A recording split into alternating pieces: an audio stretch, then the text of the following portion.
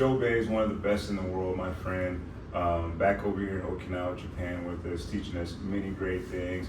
He is by far one of the best grapplers you will ever be on the mats with in your life. He's high level in jiu-jitsu, high level in catch wrestling, judo, regular wrestling. He's also an MMA champ in a couple different organizations from back in the day. So over probably like 400 fights by now, and like over 300 of those are wins by leg locks. So he's one of the pioneers in the leg locks for America for sure. And I met him because my coach, Coach Sean Daughtery, he had an injury and a surgery that he needed to do. So he was like, I can't come this year, but I want you to bring Joe Baize out there. And I was like, for sure. And instantly, as soon as we contacted each other, it was like bromance at first sight, right? Bromance at first contact. So he's a great guy. And we're going to go through just a few questions for him because he's so experienced at all the different levels and also in law enforcement and just doing stuff that actually works. So just going to ask him some questions, especially some of the hot topics in the industry right now. So Joe, one of the main things that you do, you've retired from competing, but you have such an amazing record. What is, for the younger people out there, even for people my age that still compete, I won't say which master's division I'm in right now, but for those that still compete, what is the main,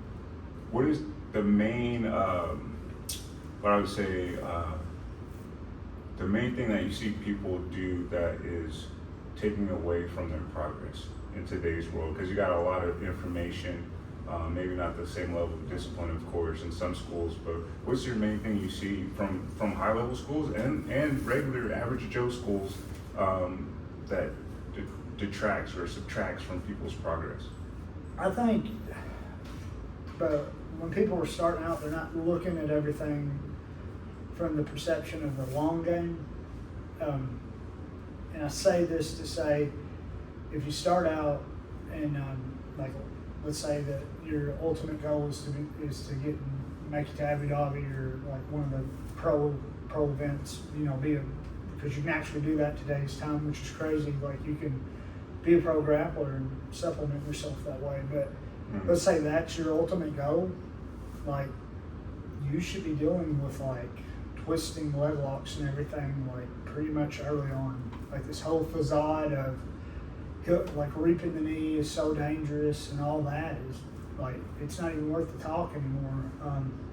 If you don't do it, you're behind, basically. Right, like that's one of the main things is people, okay, I understand if you gotta understand what your goals are.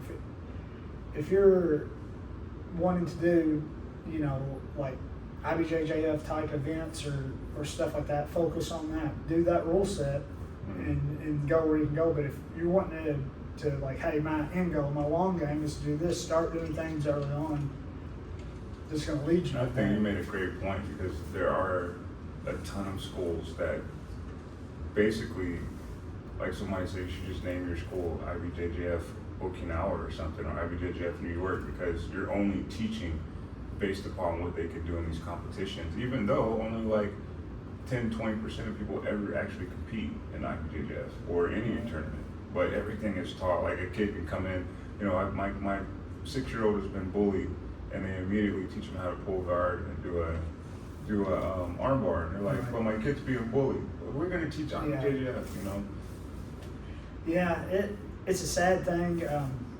I think there's a lot of misinformation, which I know there is. It's getting better, but just like from the time I started, like it negated for me getting like maybe some of the credit I deserved because they'd be like, oh, he's just a leg lock guy, you don't do jiu-jitsu.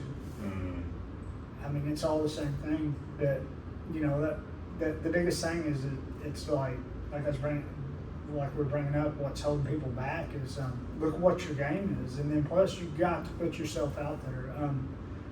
I see it at our gym with some people, but they're like, hey, and I'll tell them that, they're like, what do I need to do? I was like, honestly, you need about 40 or 60 matches right now, especially the young ones that are young. There's no excuse not to get them. It's not about winning or losing either. You got to let that go. Just letting that game build and see what works for you and your body. Yeah, and And because the only way because you're gonna lose, like everybody's gonna lose, but the only way that you're gonna learn to eventually be successful is to get out there, because we're all gonna lose. I don't care. Anybody you bring up, they've lost. Yeah. Or they're lying. But anybody that competes over time, that they've lost. But the thing is you can never, like at a high level, figure out like how to fix things and compete under whatever rule set you're at if you're not out there just getting tons and tons of matches. But you know, if you don't get those matches and stuff, you're just wasting time. Like if you're a competitor, don't worry about the wins and the losses. Like go out, just like guys are like, oh, I want to see how I do against black belts or whatever. There's money divisions everywhere. Like I think even Naga does them now. Yeah. Right, like I've been out of the competition thing. I don't pay too much attention to them, but I think Naga has money divisions now. If you're a blue belt and you're wanting to eventually walk up to that, go enter those money divisions. That's where you're going to find people that are good. Oh yeah. Let your ego go. So the next question for you, Joe, is we have a lot of competitions coming up. People are starting to make a lot of money. Where do you see the industry heading for competition? You know, some people push the Olympics. A lot of people definitely don't want it. I don't think it'll make it to the Olympics anytime soon. But where do you see competitions heading, especially with you got ONE FC, you got UFC, Fight Night, Grappling now, got all these different things going on? It's going to be like, you know, kind of a sandwich answer, I guess. We're in a time where it's kind of unknown. Like, you know, you started a long time, so you've got to see things progress. But used to, the common denominator of any tournament is like you used to have, not the master stuff, I'm not taking one from anyone, but the only division that matters worldwide is black belt or gold IBJJF. That's the one, that's the main thing you can win. That is the end all and the gi. No gi, now, to me, it's still Abu Dhabi, you know, but used to, they allowed whatever show you were, promotion, whatever you did, those two tournaments were the ones that mattered, not no-gi worlds, whatever. That doesn't even come in at third, you know, but the gi does, so it's completely different.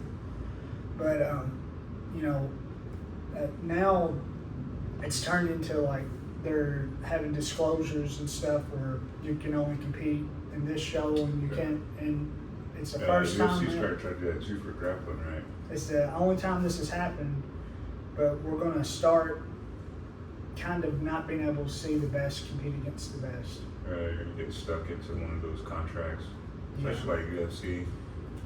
Dana, right? So like Mikey Musumeci, Darth Rigatoni. I think he. I'm not sure, but I was reading something. I'm not sure if he pulled out of the UFC contract because there wasn't enough competition, but I think he did. Is he out now? Because he flops from that. I mean, he's very good, but he flops from thing to thing. Yeah, so he does. He does. So it wouldn't surprise me, but at the same time, it's like, yeah. I mean, we would like to all. I mean, I think he's phenomenal. Do I think he's the world's best grappler at that weight class? No. Like who do you think is at that weight class? You got some the Rotolo. Well, they're a little bit heavier now, though. Yeah, like correct me if I'm wrong, but it's the one that Patio and those are in. I think Patio and then the Baby Shark guy are the best, but there's still other ones like under that rule set and stuff. Those guys are, in my opinion, are still going to beat him. He can't play the pressure and stuff like that. They're smaller, but they're not slaves to just that game. Yeah, I see what you mean. So, but that's just my opinion. But I think they pass his guard and submit them both belt. And then there's other guys coming up that I hate it when you give a guy that hasn't been in there with all of them. He's like, "Oh, I'm the best." No, you're not the best. You have not. Beat them. Yeah. You got to beat the rest to be the best. Right. Yeah, and unfortunately now it's going to be up for argument because we're not going to have like the. Well, I mean, you still got it. Guys don't really do it that much anymore. It's not as prestigious as it once was winning the black belt gi worlds, you know. But back in the old times, it was. It was, and now like everybody's so against much of what the IBJJF does, except that they're still generally the biggest show. You know, so everybody was like, gi is dying, but there was they were like, yeah, but we had 10,000 people at Worlds for Gi last year, so we're dying, but we're still 10,000 strong at one tournament, you know.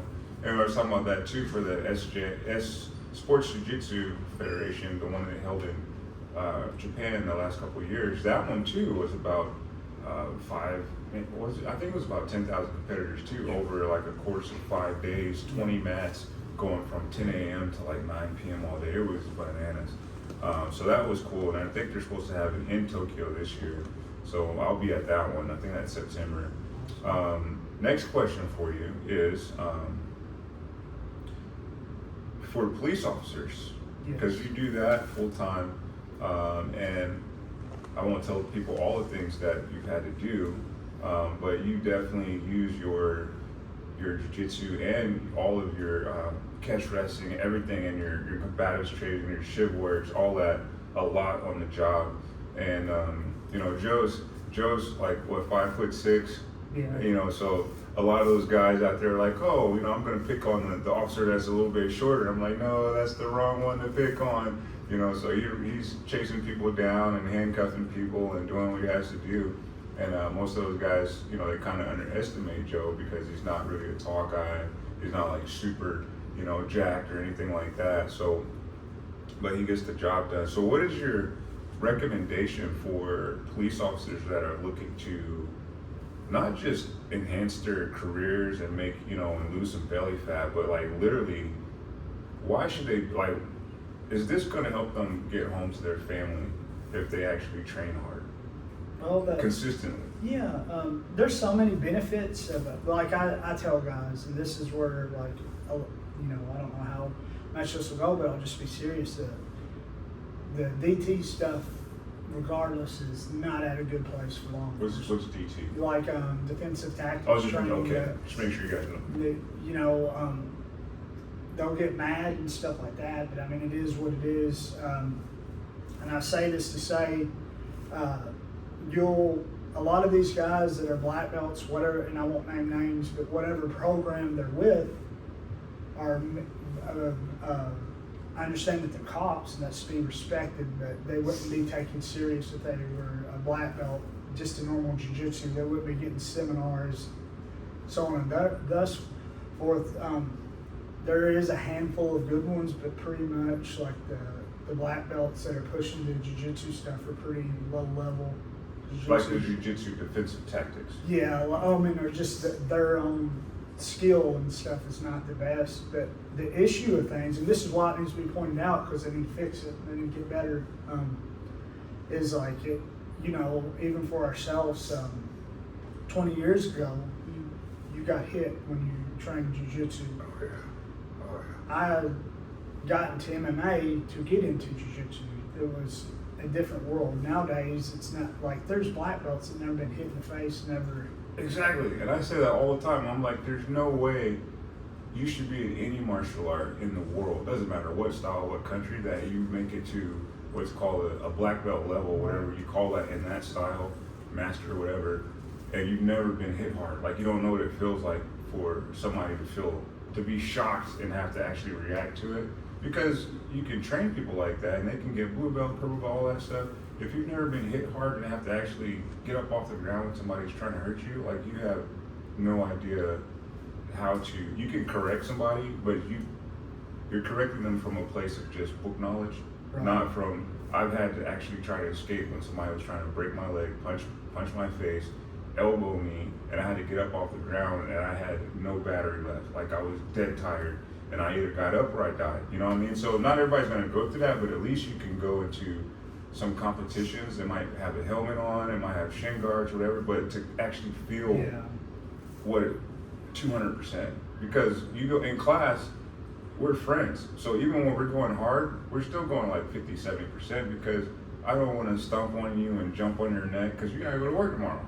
But you go to a competition, nobody's gonna tap at black belt level. Especially if they're students or if it's live on TV. Yeah. They're like, I'm not tapping, you're just gonna have to break my leg. You know, so, but people don't understand that. And then in the sense when you add your job to go out there as a police officer, to me, and nobody's ever punched you in the face hard, is a big deal. Well, and it's another thing too. It's like one of these things, and this is what it is, and you guys got to be held accountable for it. But like, and I won't speak about on the job, but as far as sport, you know, I've unfortunately, you know, broke a few limbs and stuff, but these guys have never broke other people's limbs. Yeah, like these, and I mean, it's important to say this, that they're not veterans. They've never had, like a lot of these guys are like, hey, I'm showing you how this should work, but I cannot speak to it myself. Mm-hmm. It's different when you're sitting there and you've had this man's stuff fall apart and he's still fighting. Yeah. MMA, you will get that. Jiu-Jitsu, you'll definitely get Yeah. it, as crazy as it is. That $2 medal is definitely worth their joints. Yeah.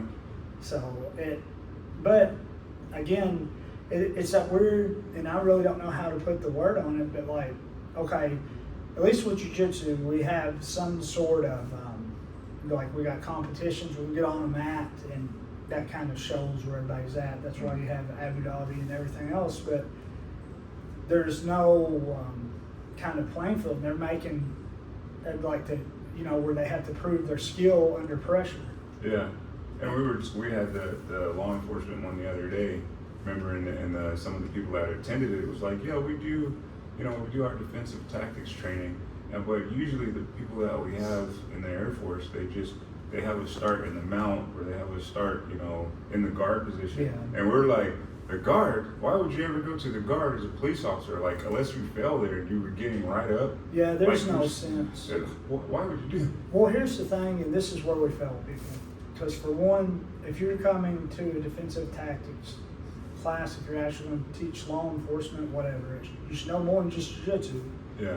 There should be standards, and if you don't have law enforcement officers that can meet them, bring people from the outside in, because that's what has to happen.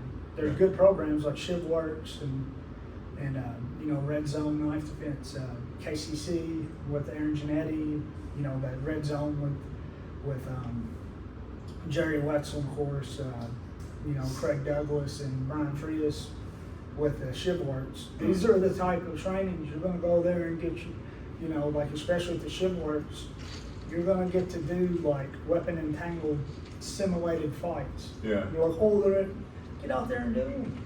Yeah. The more you do, the better you're gonna get, the more you're gonna understand. But they will not. But these, but like I said, you're doing something as safely as you can under pressure. Which I was very lucky to get exposed to that early in law enforcement, and I learned that, you know, egregiously I was behind even though I've done extensive background in striking and grappling arts, you know, weapon-based environment's completely different, and that's where, like, you learn guard and stuff if you go to your gym and train on a normal basis. It shouldn't be something that we're doing to teach officers. Because guess what? If you get mounted, somebody knows what they're doing if they mounted you. Yeah. Your little 40-hour class that you took is not going to get you to get mounted. You're going to die there. And you have that, and you have the other folks that they're supposed to do training like weekly, and they do it like once a year. Right. You know, even like the Marine Corps style, they get leveled up, and they're like, when's the last time you trained? Oh, I trained when I was a basic. I'm like, bro,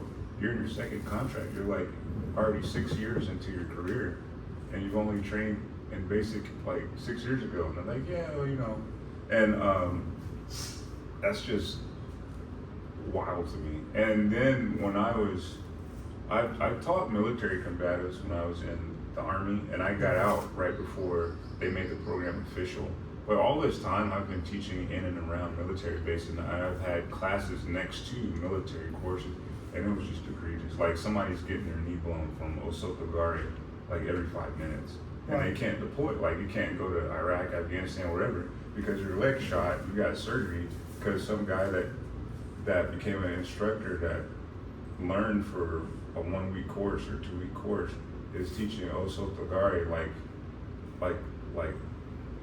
egregiously wrong. Now, I can't say anything because it's not mine. And then if you don't mind, what do you think is the main reason that, you know, the excuse is I don't have time, but what do you think the real main reason is that a lot of police officers do not train? I have a little bit of sympathy now. like since I became one, you work, you know, and it's not the same kind of tires because I worked in coal mines doing, you know, hard physical labor for several years before this, but it's a different kind of tire, like the things that you see, and then you got to go on to the next call is crazy, and you're just emotionally shot and drained after, and so it's a different type of tired, and sometimes it takes a few days depending on what's happened to recover, and you're still getting these other calls and stuff. So I can understand, you know, and remember, you know, you're not rich when you're a cop, so these guys are still up having to work overtime and stuff where they're to support their families, and then you bring in jiu-jitsu. There's a few reasons, but I said all that to say I can see on the offside of that don't get talked about, like these guys aren't just being like inconsiderate and stuff. Now, it don't matter what you got going on, it's not okay to be a liability. And if you're not trained, you're a liability. So most that I'm with are liabilities. They can like it or not, I tell them to their face. Most law enforcement is liabilities as far as if something happened and it's just them, they don't possess the correct abilities. But this is a thing that can be changed, and it's slowly getting better. So I look at it from an optimistic point of view. But at the end of the day, I don't think officers should have to pay to train jiu-jitsu. I think their departments should offer them free programs, but some of them do. I have a teacher here, one guy promoted to black belt, very high level of kickboxing as well, Dutch kickboxing, and he moved to Texas, and he was invited to teach, and they wanted him to be the head instructor for their police academy, and he was like, yeah, I'd love to do that job, but he had to go through the police academy and be on patrol for at least a year, so he kind of knows the job, and then he could be the head instructor of their program. So there's some people that do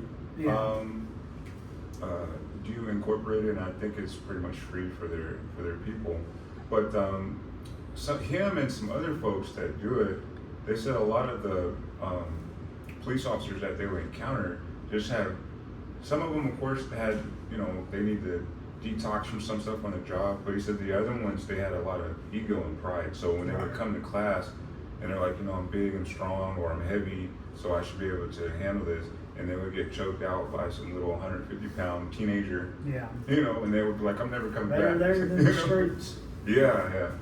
No, the thing is, and this is where things are getting lost, because, I won't name names, but the guy that holds a position that I don't feel like you should within law enforcement and jiu-jitsu and stuff, we had a little bit of words, he's like wanting me to support what he was doing, and I was like, understand, me and you are different, because you're all about officers training jiu-jitsu, and I'm all about them training correctly.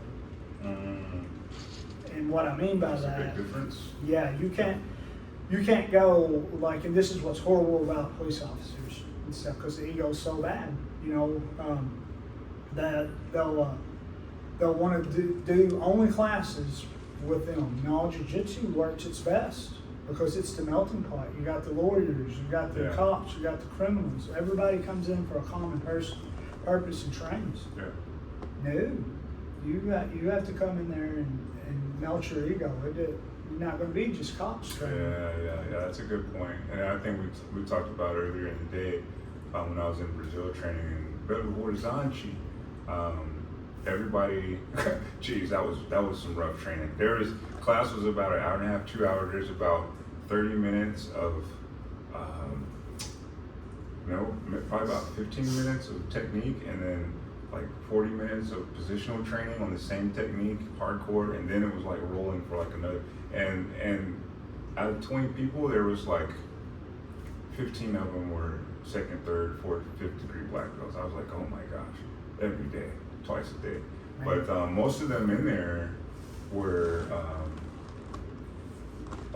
not most of them, but a lot of them in there were the chief of police was a black belt in there. He was like second or third degree. there was a whole bunch of national police from Brazil and the local police. There was a whole bunch of doctors, lawyers. There was a whole bunch of college kids, kids from high school. It was everybody mixed together, and they just had a great time. But everybody was really good, even if they never competed before. They were like world class level. But yeah, they down there, Brazil, almost everybody, boys and girls clubs does capoeira, MMA, or jiu-jitsu, so they have no choice but to train. Right. If you don't, even the kid on the street that looks like he can't do anything, it might do a flying armbar on you or whatever, or break your leg trying to get away, so they had no choice but to train. The last question I'm going to ask you for today, there will be many more once the camera goes off, but the evolution of jiu-jitsu right now, it's come a long way. We talked about a lot of times how the same style that came from Brazil raw no longer works right now. For most people, it's very much a mix of the old school Brazilian Jiu-Jitsu that was a little bit more combative, more old school, like Japanese style, Vale Tudo style. And now it's a lot more of American wrestling, a lot more catch wrestling went back into it, even though it was involved at the beginning. But now there's a lot more of American style of college wrestling, freestyle wrestling, Greco-Roman that got put back into it. So it's kind of a hybrid style. And a lot of people call it American Jiu-Jitsu, even though you don't want to just keep adding them like American Brazilian Jiu-Jitsu. But it's really like an American style that's being played right now. But where do you think the next evolution of Jiu-Jitsu is going? I know it has gone a certain way for Jiu-Jitsu and MMA because of the Dagestanis and that group of folks, and then the wrestlers and stuff. It kind of goes back and forth. But where do you see Jiu-Jitsu by itself, apart from going into the MMA, like the sport of Jiu-Jitsu, going for gi no gi? Well, I think, and this is kind of going back to the beginning, but the success of Jiu-Jitsu in my mind was that we were where judo stopped. It allowed everything, typically just like back in the day, people didn't focus on leg locks a whole lot. Now it's something you take advantage of. It's kind of like doing the thing that nobody else does. Of course, if you get halfway proficient at it, you're going to be able to be successful with it. But right now, we've gotten in an unfortunate part where we've made a lot of rules in Jiu-Jitsu, and now we have people having to supplement other styles and everything. But here's where we're at and the way I think about it. The way I do Jiu-Jitsu, the way I'm going to promote it, it's the same as, if I'm doing highest and of course with a gillis, if I'm doing lucha libre or what have you, I'm just doing what works. Like, I'm not worried about a knee reap. I'm not worried about whatever. Like, that wasn't even a rule till like 2008. We suffered tremendously from it after that. Now, a predominantly Jiu-Jitsu dominated thing is like kind of turned into, your IBJJF gi champions at the adult black belt are not the reigning champions everywhere else. Some of them I can't go to who they are. Unfortunately, I don't care enough anymore, but I know that they're all not. It's just stuff that should have never come into fruition of having to.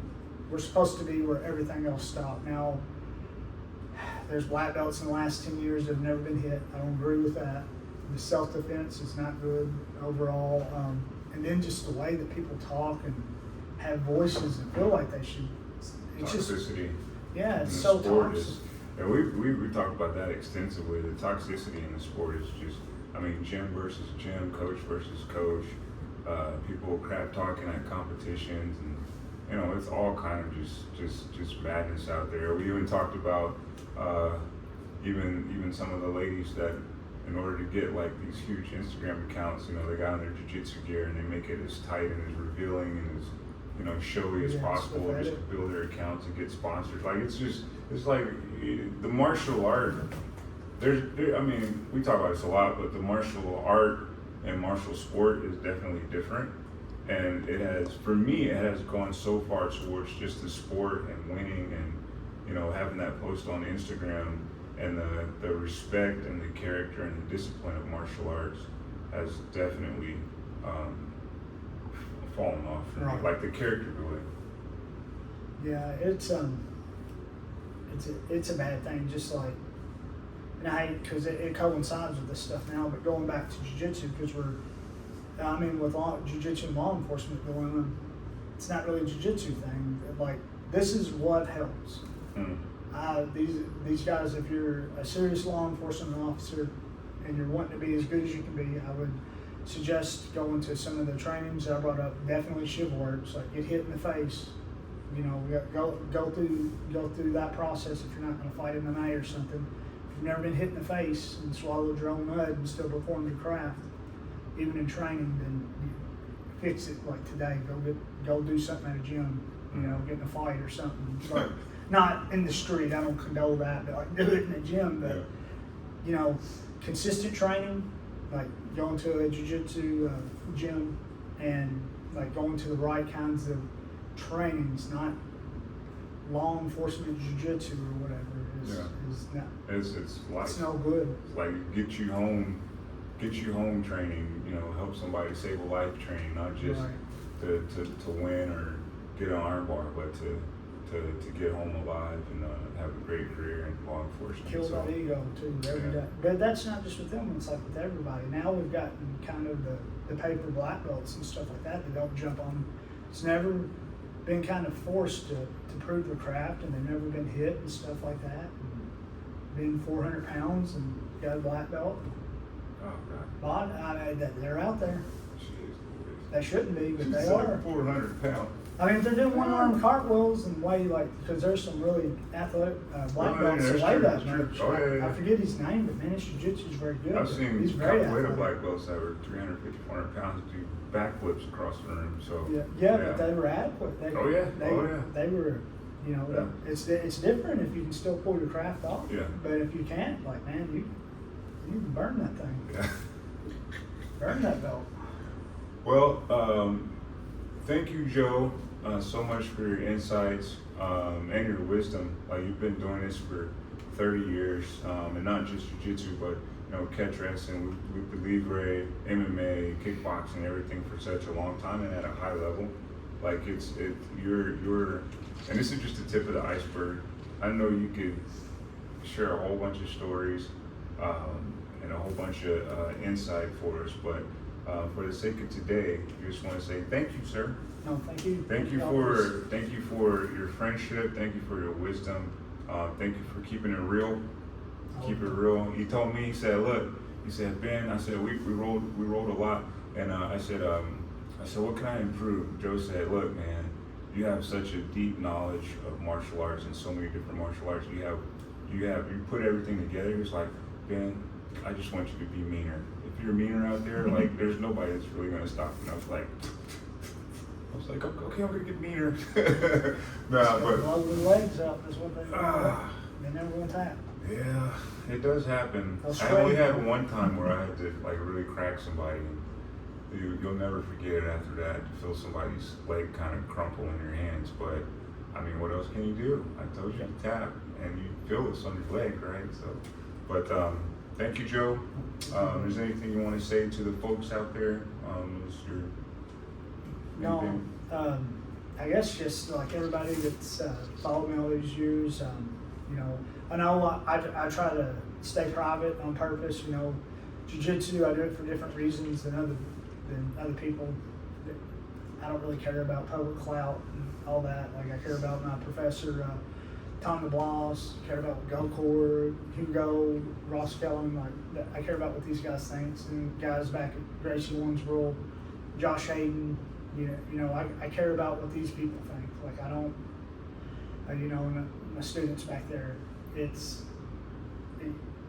I keep my world private for a reason, and if even if you're my friend for a long time and you kind of stab me in the back, like I'm gonna always be nice to you, but we ain't gonna be the same. That's true. He's a big-hearted man, but he does not mince words, and he means what he says.